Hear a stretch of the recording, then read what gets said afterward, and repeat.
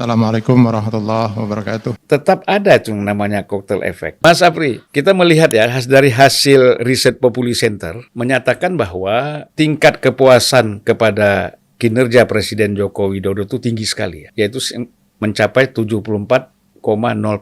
Nah, mungkin bisa diceritakan ini tren kenaikannya gitu dari kepuasan ini.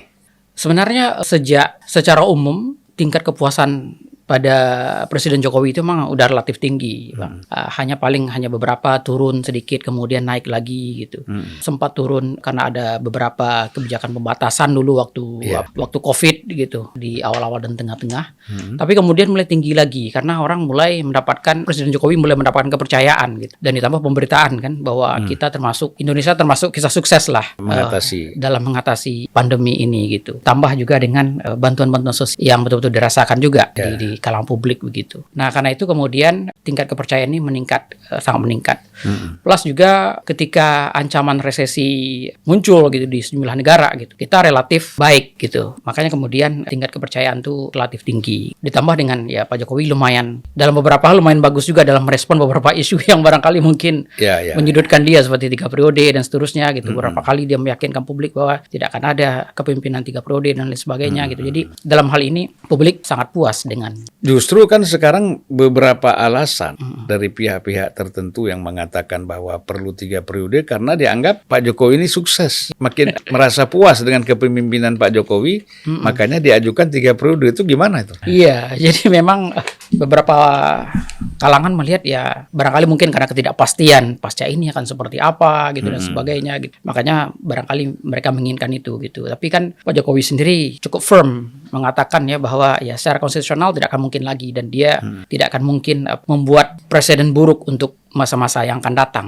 Karena itu kemudian sekalipun mungkin popularitas tetap tinggi gitu, tapi dia tidak akan mungkin sampai ke 3 periode gitu. Tapi kalau perpanjangan waktu gimana Mas Apri melihatnya? Ada nggak kemungkinan itu? Karena kan 3 periode itu agak sulit ya, karena kita bicara harus merubah konstitusi. Iya, betul. Amandemen tuh. Kemudian kalau 3 periode kan mungkin bisa dilakukan dengan ada konsensus untuk melakukan merevisi undang-undang misalnya. Beberapa pakar sih melihat ada visibility untuk itu gitu, meskipun agak-agak berat untuk perpanjangan itu gitu, karena membutuhkan situasi yang mungkin darurat untuk menjustifikasi itu gitu. Dan barangkali mungkin Pak Jokowi dan publik secara umum barangkali mungkin belum melihat kondisi kedaruratan itu gitu.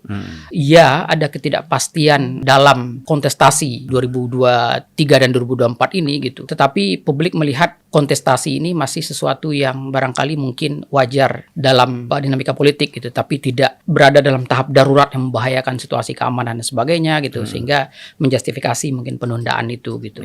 Karena kita barangkali orang yang taat hukum gitu orang yang melihat bahwa hukum sebagai panglima dan konstitusi sebagai panglima, barangkali mungkin kita tidak menginginkan sampai ke 3 periode itu gitu. Meskipun kita tentu saja sangat menginginkan adanya stabilitas ekonomi, politik dan sebagainya gitu, yang tidak terlalu mengganggu kepentingan publik gitu. Jadi transisi kekuasaan itu berlangsung mulus gitu, dan tentu saja konstitusional gitu. Itu yang kita inginkan. Mungkin salah satu tolok ukur keberhasilan Pak Jokowi atau Presiden bisa menyelenggarakan pemilu dengan baik dan damai ya. Betul.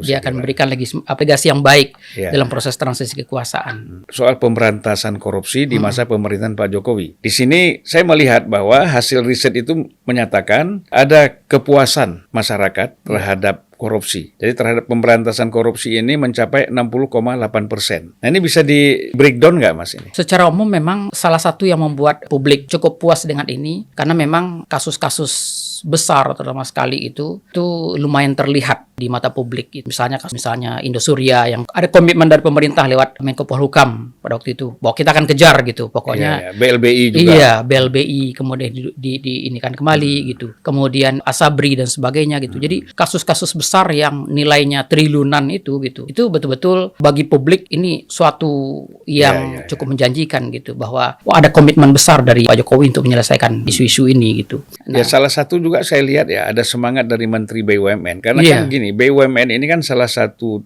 lahan usaha yang menjadi kawasan daerah wilayah korupsi yang tinggi ya. Iya betul. Nah, tapi mungkin saya lihat itu Erick Thohir sebagai Iya. Menteri BUMN itu kan datangin Kejaksaan Agung, Iya. mendatangi KPK ya, Iya, betul. untuk ingin bekerja sama lah. Kalau memang ada korupsi di institusi BUMN ini memang harus ditindak tegas gitu. Iya, Itu mungkin satu Betul. ya. Betul sekali, dan Erick Thohir termasuk menteri yang sangat aktif kan dalam mendorong ini gitu, termasuk streamlining bisnis-bisnis BUMN yang dianggap tidak menguntungkan gitu, Iya, yang hanya iya. menguntungkan sebagian orang Iya, gitu, dan iya. sebagainya gitu. Jadi saya pikir mungkin publik melihat dibandingkan dengan masa-masa lalu gitu, di mana kasus-kasus besar yang melibatkan koneksi besar itu rata-rata Iya. tertutup gitu. KPK itu jauh lebih cukup berani Iya. di masa ini gitu. Kan memang pada masa Orde Baru Mm-mm. BUMN itu kan menjadi lahan korupsi yang Iya. sangat luar biasa, kemudian masih terus berlanjut, tapi mungkin sekarang tuh orang mulai takut-takut. Ya walaupun masih ada ya, masih Betul. ada, tapi orang masih takut-takut. Memang ya sebelum membereskan yang lain ya harus membereskan di internal Iya, betul. perusahaan-perusahaan negara dulu ya. Iya, dan aturan-aturan mengenai keuangan itu kan juga makin ketat juga sekarang, pembukuan dan sebagainya itu gitu. Dan itu membuat dalam banyak hal bahkan pemerintah daerah pun berhati-hati kan dalam menggelontorkan beberapa dana gitu, karena takut diapa oleh KPK gitu. Ya sekarang kan kita melihat, kita kan ingat dalam konteks korupsi ini kita mengharapkan ada lembaga yang non ad hoc ya, Iya. seperti Jaksa Agung, Mm-mm. kemudian Polri, itu melakukan tindakan-tindakan hukum yang lebih serius Mm-mm. dan lebih masif terhadap persoalan HAM dan korupsi misalnya. Iya. Sekarang ini kan kalau kita lihat Jaksa Agung itu sudah mulai mendekati harapan, Iya. ya, Mm-mm. mendekati harapan. Lalu KPK ini sebagai lembaga ad hoc itu mungkin nanti bisa tidak diperlukan lagi ketika memang lembaga hukum Iya. seperti Kejaksaan Agung misalnya Iya. atau Polri Mm-mm. memang betul-betul sudah bisa berfungsi untuk Iya. menggantikan, menjalankan apa yang dilakukan oleh KPK sekarang. Iya, betul. Nah, harapannya gimana menurut? Memang secara umum ya, kalau kita perhatikan cara pandang publik ya, memang paling tidak selama beberapa waktu ke depan publik masih lebih menaruh harapan besar ke KPK dibandingkan Kejaksaan dan Polri gitu. Apalagi tadi beberapa ya hasil survei kita juga memperlihatkan gitu bahwa kinerja kepolisian mengalami penurunan dan sebagainya gitu. Kemudian riset trust terhadap kelembagaan juga memperlihatkan publik belum terlalu bisa menaruh harapan besar gitu pada lembaga di luar KPK gitu dalam hal pemberantasan korupsi ini gitu. Apalagi kasus-kasus belakangan seperti misalnya MA yang betul-betul dihantam lagi oleh KPK dan sebagainya gitu. Itu Iya. makin memperlihatkan bahwa ya KPK lah mungkin barangkali yang bisa kita harapkan paling tidak gitu. Iya, iya. Sampai mungkin norm atau tradisi bersih itu betul-betul mendarah daging di lembaga-lembaga Iya. yang non ad hoc ini gitu. Jadi hasil survei Populi Center itu menyatakan orang masih melihat KPK ini sebagai lembaga yang masih terdepan ya Iya, di dalam soal betul. pemberantasan korupsi. Iya, betul. Namun kan di kejaksaan ada peningkatan juga ya. Ada peningkatan. Ada peningkatan. Betul.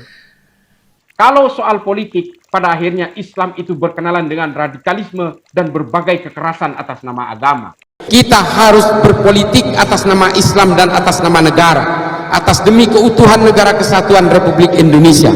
Semoga Allah senantiasa menuntun kita di jalan yang diridhoinya. Aku qouli hadza, astaghfirullah li wa lakum. Wassalamualaikum warahmatullahi wabarakatuh. Terima kasih.